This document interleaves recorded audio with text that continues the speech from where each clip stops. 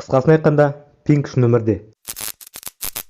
Мен әдеттегідей Free Fire ойнап оттым. Bir кезде Пинг ұстап қалды. Қатты жыным келді. Телефонымды лақтырып жібергім келді. Бірақ оның кінәсі жоқ. Мен Wi-Fi-ға қарадым. Wi-Fi маған қарады. Мен жынданып барып, Wi-Fi-ді сындырып тастадым. Bir кезде мені тоғырып, талып түстім.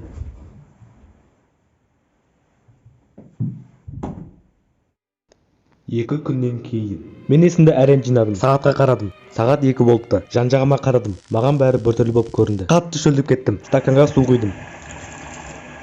Мен түсінбей қалдым. Шаршағаннан шығар деп ойладым. Суды ішіп, далаға шығып қалсам,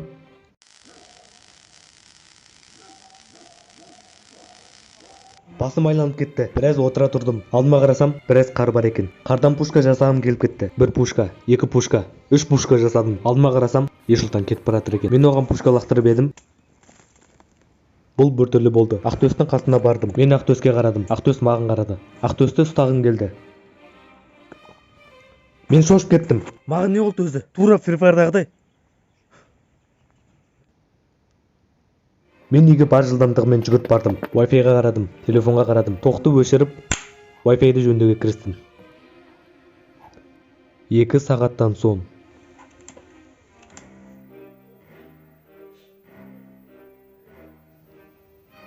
Қысқасын айтқанда, Пинг үшін өмірде.